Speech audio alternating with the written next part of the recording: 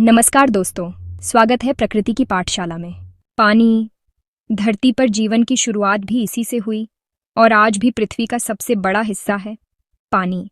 लेकिन क्या आप जानते हैं कि इसी पानी की दुनिया के दो सबसे बड़े नाम हैं, सी और ओशन। दिखने में दोनों एक जैसे, नीला पानी, लहरें, किनारा, लेकिन असलियत में दोनों बेहद अलग हैं। तो आज की वीडियो में हम जानेंगे सी और ओशन में गहराई, आकार, खारापन, लोकेशन, समुद्री जीवन और पृथ्वी के मौसम पर इनके प्रभाव तक हर अंतर को विस्तार से। तो चलिए शुरू करते हैं इस गहरे पानी की रोमांचक यात्रा।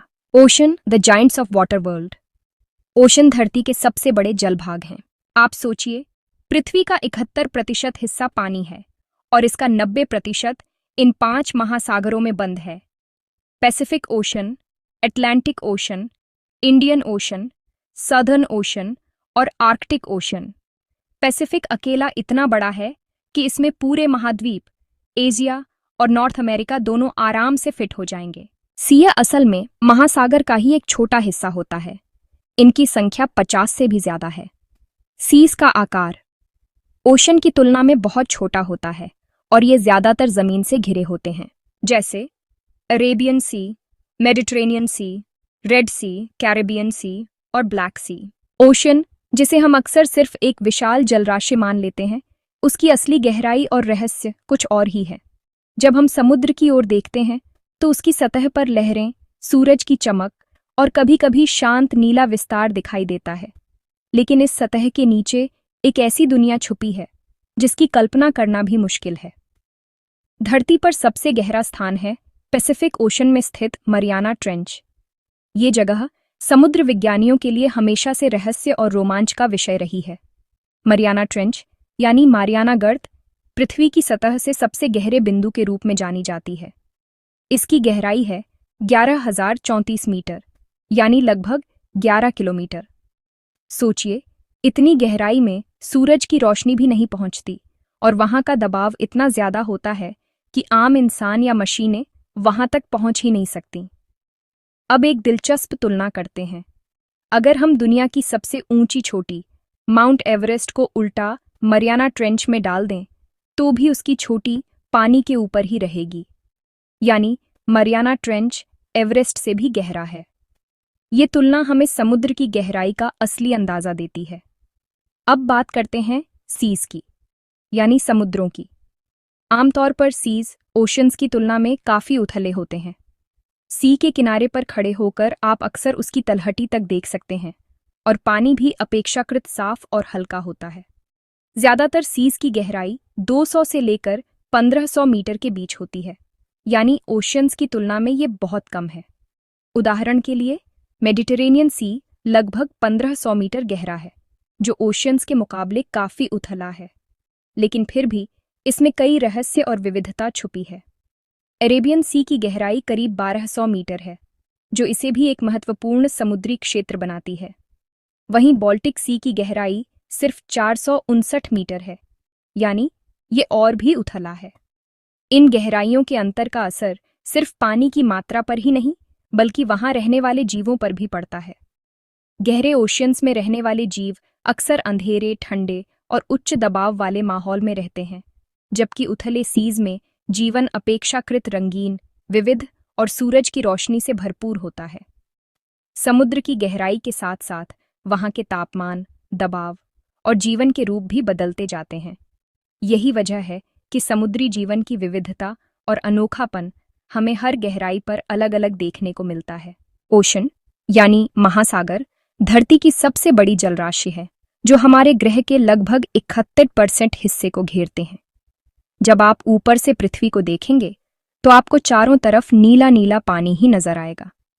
ये विशाल जलराशियां इतनी बड़ी हैं कि इनमें से एक एक महासागर में करोड़ों लीटर पानी समाया हुआ है।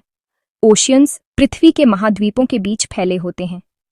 ये महाद्वीपों को एक दूसरे से अलग करते हैं और उनके चारों ओर एक प्राकृतिक सीमा बनाते हैं। अगर आप ग्लोब को घुमाकर देखें तो पाएंगे कि हर महाद्वीप के चारों ओर कोई न कोई महासागर जरूर है। उदाहरण के लिए इंडियन ओशन भारत और अफ्रीका के बीच फैला हुआ है। ये दोनों महाद्वीपों को एक दूसरे से अलग करता है और उनके बीच एक विशाल जलराशि का क्षेत्र बनाता है। इसी तरह अटलांटिक ओशन अमेरिका और यूरोप अफ्रीका के बीच फैला है, जबकि पैसिफिक ओशन एशिया और ऑस्ट्रेलिया को अमेरिका से अलग करता है। अब बात करते हैं सी यानी समुद्र की। सीज अक्सर किसी महाद्वीप या दो देशों के करीब पाए जाते हैं। ये महासागरों की तुलना में छोटे होते हैं और आमतौर पर जमीन के ज्यादा पास होते हैं। सीज ज्यादातर सेमी एनक्लोज्ड होते हैं, यानी ये पूरी तरह खुले नहीं होते, बल्कि कई बार तीन तरफ से जमीन से घिरे रहते हैं। इसका मतलब है कि सी के चारों ओर अक्सर पहाड़, तट या देश होते हैं जो इसे एक तरह से घेर लेते हैं। इससे सी का पानी महासागर के मुकाबले ज्यादा स्थिर और शांत रहता है।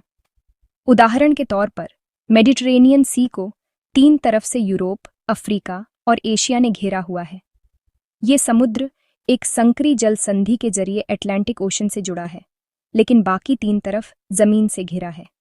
इसी तरह रेड सी अरब और अफ्रीका के बीच है और इसके दोनों ओर रेगिस्तान और तटीय इलाके हैं। ये भी एक संकरी जल संधि के जरिए इंडियन ओशन से जुड़ता है। ब्लैक सी तो लगभग पूरा ही घिरा हुआ है। इसके चारों ओर कई देश हैं और ये सिर्फ एक छोटे से रास्ते से बाकी समुद्रों से जुड़ता है। दुनिया में ऐसे कई और सीज हैं, जैसे बाल्टिक सी जो यूरोप के उत्तर में है, कैरिबियन सी जो अमेरिका के पास है और अरेबियन सी जो भारत के पश्चिम में फैला है। इन सभी की खासियत है कि ये जमीन के करीब और अक्सर तीन तरफ से घिरे होते हैं। इस तरह की संरचना के कारण सीज की करंट्स, तापमान और खारापन ओशंस से काफी अलग होते हैं। सीज में पानी का बहाव अक्सर धीमा होता है, तापमान में ज्यादा बदलाव आ सकता है और खारापन भी अलग अलग हो सकता है। वहीं ओशियंस में पानी का बहाव तेज, तापमान अपेक्षाकृत स्थिर और खारापन लगभग एक जैसा रहता है। यही वजह है कि समुद्र और महासागर दोनों की लोकेशन, आकार और गुण एक दूसरे से काफी अलग होते हैं और इनका हमारे पर्यावरण पर भी अलग अलग असर पड़ता है। ओशियंस में खारापन लगभग स्थिर रहता है, करीब 35 PSU यानी प्रैक्टिकल सैलिनिटी यूनिट। इसका मतलब है कि समुद्र के पानी में घुला हुआ नमक लगभग हर जगह एक जैसा ही रहता है, चाहे आप किसी भी महासागर में चले जाएं। यह स्थिरता ओशियंस की विशालता और उनके आपस में जुड़े होने की वजह से आती है। महासागरों में पानी का लगातार मिश्रण होता रहता है, जिससे खारापन संतुलित रहता है। समुद्री धाराएं, लहरें और हवाएं भी इस संतुलन को बनाए रखने में मदद करती हैं, लेकिन सीज में खारापन बहुत बदलता रहता है। अलग अलग समुद्रों में खारापन का स्तर एक जैसा नहीं होता, बल्कि यह उनके आसपास के वातावरण, जलवायु और पानी के स्रोतों पर निर्भर करता है। कुछ समुद्रों में खारापन बहुत ज्यादा होता है तो कुछ में बहुत कम। उदाहरण के लिए रेड सी दुनिया का सबसे खारा सी है। यहाँ का पानी इतना खारा है कि तैरना भी आसान हो जाता है, क्योंकि शरीर आसानी से ऊपर तैरता है। ऐसा क्यों? क्योंकि यहाँ पानी का आना जाना कम है, तापमान काफी ज्यादा है और इवेपोरेशन यानी वाष्पीकरण भी बहुत अधिक होता है, जिससे खारापन बढ़ जाता है। रेड सी के चारों ओर रेगिस्तान है, जिससे बारिश भी कम होती है और नदियों का मीठा पानी भी कम ही पहुंचता है। जब पानी वाष्प बनकर उड़ जाता है तो नमक पीछे रह जाता है और खारापन बढ़ जाता है। वहीं बाल्टिक सी में खारापन बहुत कम है, क्योंकि इसमें नदियों का मीठा पानी बहुत ज्यादा आता है। यहाँ आसपास की नदियाँ लगातार अपना ताज़ा पानी समुद्र में लाती हैं, जिससे नमक का घनत्व कम हो जाता है। बाल्टिक सी का पानी पीने लायक तो नहीं, लेकिन बाकी समुद्रों के मुकाबले काफ़ी कम खारा है। ये चीज़ें ओशियंस में नहीं होती, इसलिए ओशियंस ज़्यादा स्थिर रहते हैं। महासागरों में नदियों का मीठा पानी या वाष्पीकरण का असर सीमित होता है, क्योंकि उनका आकार बहुत बड़ा है और पानी का मिश्रण तेजी से होता है। इसी वजह से महासागरों का खारापन लगभग एक जैसा बना रहता है। ओशंस में गहराई, तापमान, दबाव और अंधेरा, ये सब मिलकर समुद्र के वातावरण को और भी जटिल बना देते हैं। गहराई बढ़ने के साथ तापमान गिरता है, दबाव बढ़ता है और रोशनी कम हो जाती है, लेकिन खारापन फिर भी लगभग स्थिर रहता है। यही ओशियंस और सीज के बीच का सबसे बड़ा फर्क है। इन सभी की वजह से समुद्री जीवन बहुत विविध होता है। आपने सुना होगा deep sea creatures, angler fish, giant squid, lantern fish.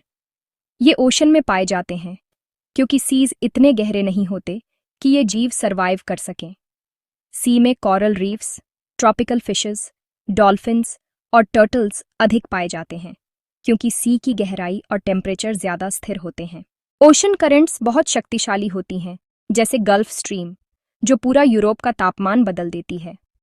Ocean currents का काम है मौसम नियंत्रित करना, गर्म पानी को ठंडे क्षेत्रों तक ले जाना और पूरे पृथ्वी के तापमान को संतुलित रखना। सी में करंट्स छोटी और सीमित होती हैं क्योंकि ये पूरी पृथ्वी पर इम्पैक्ट नहीं डालती। ओशन पृथ्वी के क्लाइमेट सिस्टम का मुख्य इंजन है। ओशन गर्मी को सोख करते हैं और करंट्स के माध्यम से डिस्ट्रीब्यूट करते हैं। यदि महासागर न हो तो पृथ्वी पर तापमान दिन में बहुत ज्यादा और रात में बहुत कम हो जाता। सी मुख्य रूप से लोकल मौसम को प्रभावित करते हैं। हमारी पृथ्वी को ब्लू प्लैनेट कहा जाता है क्योंकि ओशंस इस ग्रह को नीला रंग देते हैं। सीज भी योगदान करते हैं, लेकिन ओशंस का योगदान कई गुना ज्यादा है। ओशन की गहराई और विशालता सनलाइट को अलग तरह से रिफ्लेक्ट करती है और पृथ्वी को डीप ब्लू बनाती है। ओशन मतलब विशाल, गहरा, 5 मुख्य और ग्लोबल क्लाइमेट चेंजर। सी यानी छोटा, उथला, लैंड से घिरा और लोकल इफेक्ट। ओशन में डीप सी लाइफ और मजबूत करंट्स होते हैं। सी में कॉरल्स, डॉल्फिन्स और कोस्टल लाइफ देखने को मिलती है। ओशन का इम्पैक्ट ग्लोबल होता है, जबकि सी का इम्पैक्ट रीजनल होता है। तो दोस्तों, ये था सी और ओशन का गहराई तक किया हुआ सफर। उम्मीद है आपने बहुत कुछ नया सीखा होगा। अगर आपको यह वीडियो पसंद आए तो लाइक करें, कमेंट करें और शेयर करें। और हाँ, प्रकृति की पाठशाला से जुड़े रहने के लिए चैनल को सब्सक्राइब जरूर करें। हम फिर मिलेंगे एक नई जानकारी के साथ। तब तक सीखते रहिए, खोजते रहिए।